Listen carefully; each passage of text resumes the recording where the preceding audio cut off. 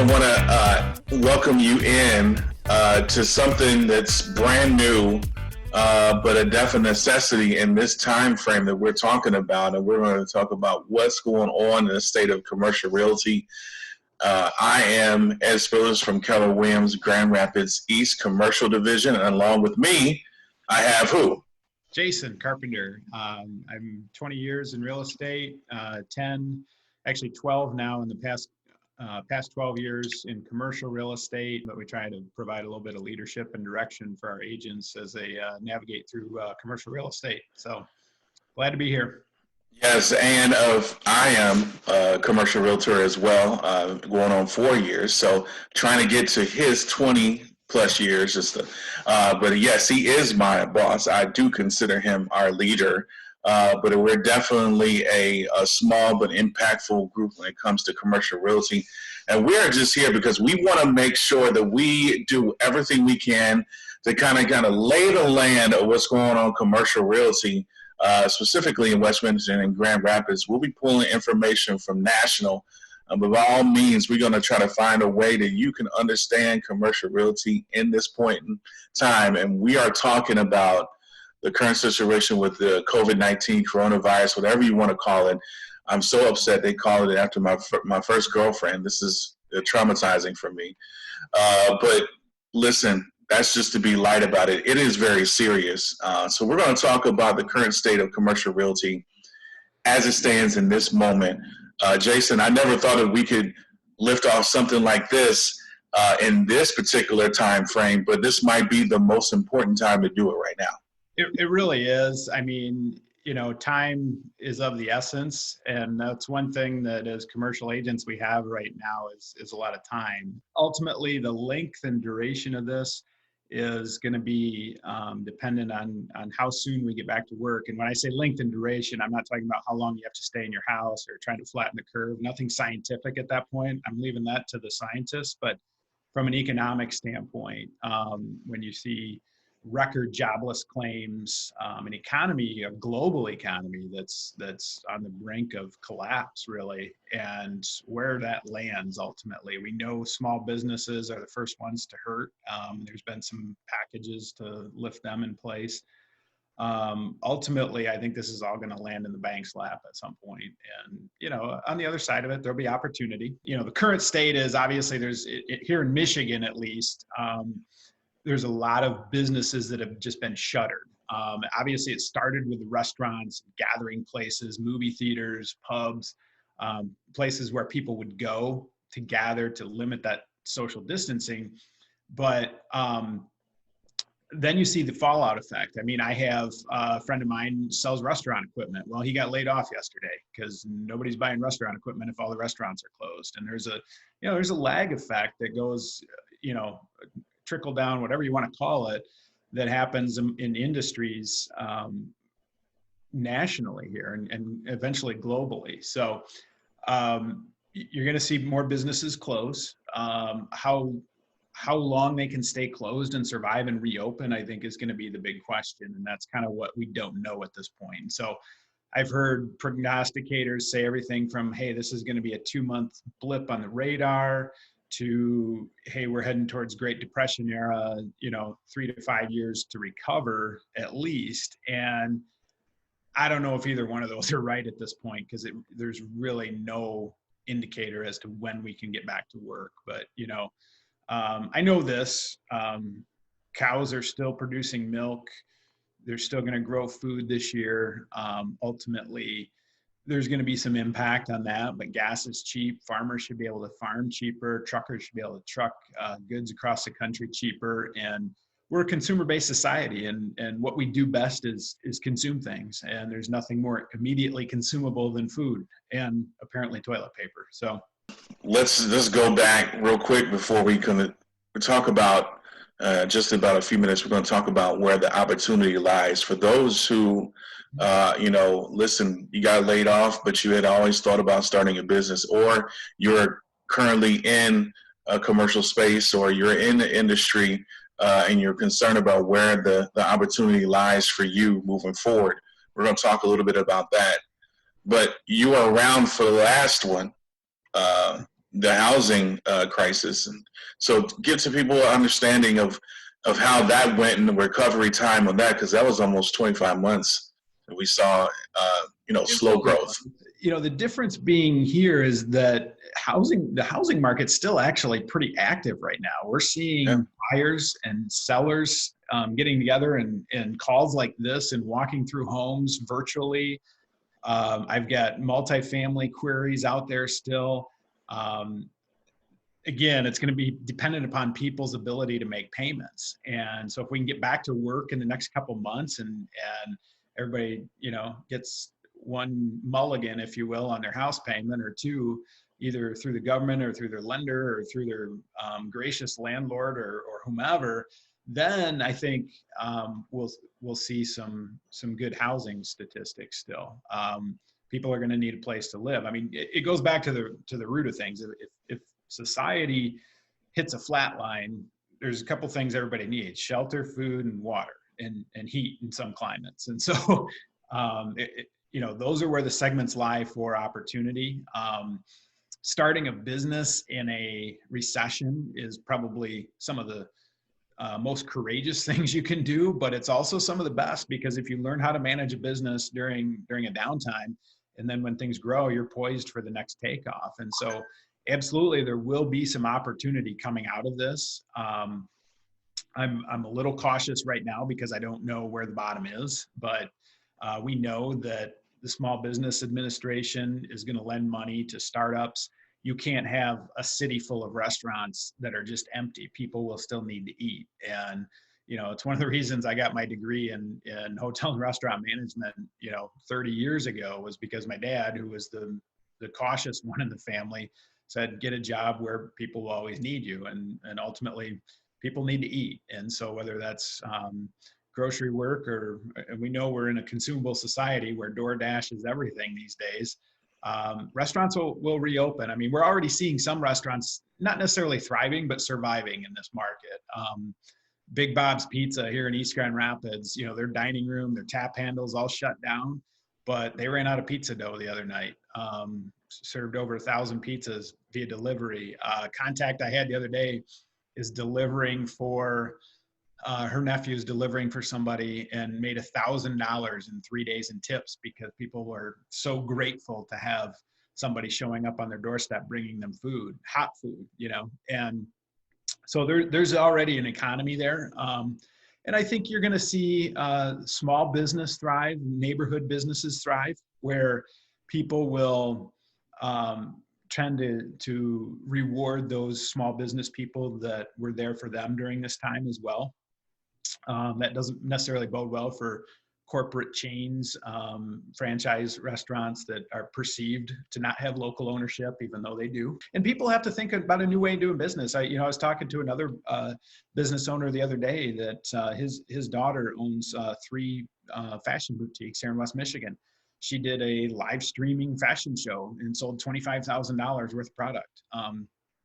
Not good sales, but survival sales for financial purposes. So I think you're going to see more and more of that, where people are looking outside the box on ways to generate income and using technology. So I'm telling people, if you're going to open a brick and mortar business, anytime in the next 12 to 24 months, be near what's going to survive. And that's going to be banking, insurance, healthcare. Obviously, the healthcare segment's going crazy. Hopefully, they can sustain financially what's going on with them. But obviously, if there's a lot of people needing healthcare and continuing to need healthcare, there's going to be people that need to shop and eat and stay around those places as well. Like you, I've been doing the research, and the concern about COVID-19 is this is a seasonal. It will become a seasonal virus. I'm wondering if you have this thought too, is that I'm thinking that a lot of these, medical companies, they already kind of do that with doctors in smaller offices and not kind of in one particular building necessarily at one time. But this might even translate to other industries that have the capacity to do it, where they need to kind of disperse large groups around cubicles of their office employees and maybe situate them in smaller offices to try to combat any kind of concern about catching a virus. What are your thoughts on that? Well, we've already seen documentation, articles written that the open office environment, everybody sitting at the same work table, coughing at each other, is probably already trending downward. And I think that's going to continue that trend. So you're going to see more private office space, more um, work from home capability, like it or not. I'm sitting here at my dining room table and I absolutely hate it. I'm a get up and go to every day kind of guy. And so for me, it's tough. And I like a private office too, for phone calls. That's obviously part of our business every day. I'm already seeing a shift in some of the industries out there. I've got a friend who owns a company. They do industrial supply. Well, he's got warehouse space. So we connected him with one of the micro distilleries here in town that's producing hand sanitizer. They're great at that, but they don't have shipping and warehouse capability because they're just a micro distillery. They're used to making small batches of vodka, gin, bourbon, whatever, and serving it at their tasting room. And so we connected the two of them. Remains to be seen what the longevity of that is. But I told that guy, I said, look, you've got capabilities. Let's find out who needs them. And so you're going to see stockpiles of PPE, masks, gowns, things like that come into vogue. Ventilators obviously are a big issue right now in the short term. If you can convert, there's loans available out there to convert your manufacturing space to get up and running and help be the solution to this. And then the other thing is just, technology. And when it comes to bioscience, West Michigan is you're already seeing reports from the MSU med students hitting the ground running, stepping out of what was probably a shortened school year into the hospitals in force. And you've got the new BioLife Research Center still under construction, and part of it's completed down there at the MSU Med School with, hey, let's go find a cure. Let's go take this thing head on and crush it. That's got to be the mentality. And so there's going to be a lot of players in West Michigan that help with that. There's obviously going to be a lot of suffering. I saw a map somebody sent me yesterday that said that Michigan has the highest number of unemployment claims per 1,000 residents. But naturally, we were one of the first states to shut down too. And so I think there's going to be a lag effect with the rest of the states behind us on that. I'm not too concerned. We're going to be out of work for a while, but it all goes back to how soon we can get back to work.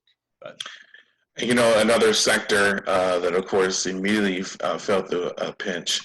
It was pretty much like night and day. I feel like 1 week I'm at Woodland Mall and the place is just packed, and I'm like, this is an anomaly because the narrative on malls and retail, specifically retail in malls, is that nobody goes there anymore because of your Amazons and other services that allow you to get stuff shipped to you virtually with one click. But I like night and day. This place is packed. The next week it dwindles, and now there's nothing.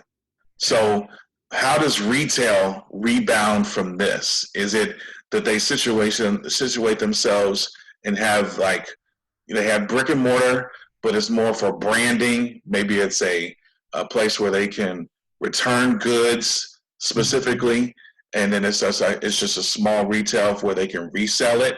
Or are they looking at a different way of delivering goods to their consumers? Well, again, if we can get back open, I think you're gonna see a huge third quarter and heading into fourth quarter resurgence if we get back to work in time, because people have been cooped up, right? We're gonna get out. We're gonna all want to go hug each other, have cocktails. But we've already seen that trend where retailers have to be competitive either with an experience base where there's demonstrations or interactivity between the consumer and the retailer, or convenience factor where you take like Kohl's, who was taking Amazon returns, and as soon as you take whatever you bought on Amazon back to Kohl's, they give you a 15% off coupon that's good for that day or that week or whatever, and they try and grab you to buy more stuff as you walk out the store. So you'll see more of that. I think you may see some limited hours. Does Meijer need to be open 24 hours, 7 days a week? Maybe they go to like 3 days, 24 hours or something, to accommodate those people that, work third shift or second shift or whatever. But, there's going to be some changes there, and they're going to look at everything from a profitability standpoint. Everything reports to the bottom line. I don't care what it is, whether it's a nonprofit, a profit, for profit, venture capital, it all has to report to the bottom line.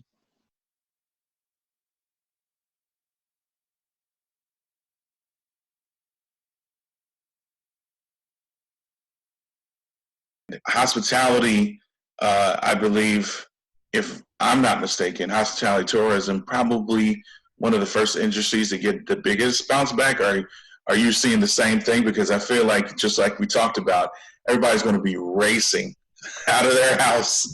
I don't even think anybody knows where they're going to, what their address is going to be once this all clears up. Nobody's going to stay at home. Yeah, the restaurants will be immediate. Everybody's felt sorry for the restaurants right away. Everybody's going to want to go out to eat, socialize, mingle, drink, whatever. That's going to snap back pretty quick, I think, if they can weather the storm. The bigger concern would be hotels and resorts because, one, we're heading into the travel season now, a month and a half away. Memorial Day usually kicks that off, especially here in Michigan. There's, obviously trout fishing and late ski season, snowmobile in this time of year, but they've been warned to stay away from up north. I think that most people are heeding that, or at least getting that to some extent, even though you hear stories of people elbow to elbow up at Tippy Dam, steelhead fishing or whatever. Again, it depends. If we can get back to normal, or at least some sort of normal by early June, those resorts, those hotels up north will probably get filled, to some extent, but it's about their staying power. Can they weather, can that mom and pop motel or that 50 unit independent, and my neighbor across the street works for a bank, and she's doing workout loans for hotels right now, and she, everybody's inundated, and so they're lending money. The banks are lending money to keep these businesses afloat right now, and if they can get people back in the doors. Now, keep in mind that a hotel does not have to have 80% occupancy every night in order to be profitable, like a multifamily would. The model for profitability is different than multifamily, even though a lot of those metrics are the same. Well, the biggest thing that people are doing, unfortunately, that involves job loss, and they're cutting expenses. Cutting expenses is the first thing that happens, and unfortunately, that's workforce. I've been through it before. I'm going through it again, although I was smart this time. I have a real estate license to back me up now, so I'm good. So I definitely had a parachute, but other companies, unfortunately, laying off workers, and that's the biggest expense and stuff. But cutting expenses, are you using multi-level marketing, and is that necessary right now? Are you even reaching customers that are even concerned about that right now? Kind of give us some other ideas on how people can cut expenses right now so they can withstand the storm. Yeah, you've got to go right to the bottom line. Look at everything that is, again, we use the word non-essential, but it is non-essential to your business. Any monthly subscriptions that are, fee-based, maybe you pay on I went through QuickBooks, found a bunch of things that I'd signed up for online, little marketing things here and there that are, I'm paying either annually or monthly for, and I'm like, gone, right? I think you can do a lot. Like if we go back to that restaurant scenario, and you've got, you've seen it from like Amore, Osteria Rosa, or Rosa Osteria, whatever it is downtown. These other restaurants that have pretty well-known chefs or entrepreneur owners behind them. They're doing, web-based interaction again. Again, it goes back to that retail experience. Can you create a retail experience in a virtual world until you can get back up and running? And so again, online fashion show. I think that's going to become the norm. But so invest in the technology that's going to grow your business. Put, the ad spend, especially if you're a non-essential business, like for me with real estate, I've pretty much cut everything to the bone as far as like lead gen advertising, anything like that, because it's not necessary right now. And I still maintain everybody's got a different fear factor on this thing. People that are 20 to 30 years old aren't afraid of dying from this, and even though they should be, but people my parents' age are, fearful of dying, and so they have a different fear factor than different generation. And so you don't know what somebody's going through, but picking up the phone and talking to them can do you both really, really good and create a client for life. So what we're going to do as well is that for any small business owners, anybody out there, the SBA and the federal government has come up with stimulus from a wide range and loans that can be forgivable. I'm like, wow, okay, loans that can be forgivable is a sweet word in this time. We're going to post that information, but it's available out there for people. Yeah, you start doing the math on this and you start wondering where this money is going to come from, but there are funds available now in Kent County specifically. That first wave of $10,000, that application deadline was April 1st at 5 p.m. That's the Michigan Business or Small Business Recovery Grant. That was through the Right Place program here in West Michigan. I applied for it. I'm a small business owner. Again, I was behind the 8 ball on it. My QuickBooks, I had to go through and take care of those first. And I got my application in yesterday around 6 p.m. and I got a notification that it had closed 24 hours previously. So, but if you do the math, Right Place had $1 million to grant, and at $10,000 a pop, that was 100. And so there wasn't a lot of money to go around on that, I don't think. And now you also have what they're calling the PPP loan. That's the paycheck protection loan or the payroll protection loan. And what that is for businesses that, and again, you're going to want to consult with your lender, but you go to a commercial bank, and if you need recommendations, reach out to one of us. We can certainly point you in that direction. But any commercial bank, credit union, any financial institution can do these loans. It doesn't have to be a qualified SBA lender, but they can do a loan that will cover things like payroll, rent. But there's some stipulations for it to be forgivable in that you have to keep those people in place on your payroll and or bring them back. So if you already laid them off, I think you have until like June 1st or June 30th to bring your workforce back in order for that to be forgivable. So it's really intended to stimulate that business activity. Absolutely. We're going to post that information. If you want to contact us, it's been on the bottom of the screen the whole time. You can contact Jason. Jason, go ahead and give him your information. You can the best way to get a hold of me is on my cell phone, 616-334-2630, or just email me at jcarpenter@kw.com. Those are probably the 2 best ways to get a hold of me. We're on Facebook, Instant Messenger, all that stuff too. So if you're already friends with me on Facebook, or we're pals on LinkedIn or whatever you call that. Yes. we're there. We try to be everywhere, but yeah, feel free to reach out. And like I said, if you just need to talk, maybe it doesn't need to be about loans or business or anything. Love to hear from you. Just reach out and let's chat. Because one thing you and I have right now is time on our hands, because we can go out and show properties. But keep in mind though that we can still sell property and lease property through this virtual world. Inspectors, appraisers, they're still deemed essential. Banks are still lending money. Talked to a banker yesterday. She told me that they've got a new retail and restaurant operation they're funding shortly to open up in downtown Grand Rapids. And so hopefully, their timing is right. Absolutely. You can reach me, Ed Spillers, Keller Williams Real Estate Agent on Facebook. We have a team that's very diverse. We even have somebody that helps you with business development. Reach out to us. You can see we can do it by video or by phone call. Just reach out to us. You got the info, guys. Reach out to us. Jason, it's a pleasure. Boss, love you, man. All Miss you. Big hug next time I see you in person. So. Absolutely. All right. Have a good one.